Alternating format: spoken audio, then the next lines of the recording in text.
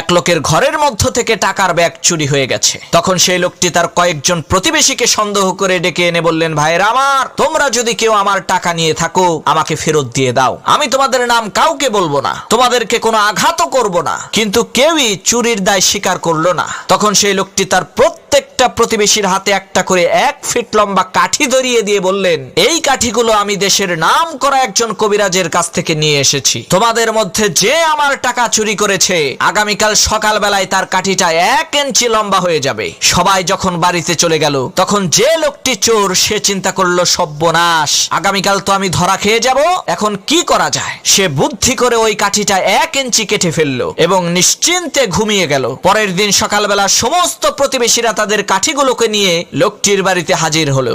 দেখা গেল সবার কাঠি আগের মতো 1 ফিট লম্বা ঠিকই আছে, কিন্তু একজন প্রতিবেশীর কাঠি 1 ইঞ্চি খাটো। তখন লোকটি বুঝে গেল যে এটাই হচ্ছে চোর। সে ভয়ের চোটে কাঠির 1 ইঞ্চি কেটে ফেলেছে।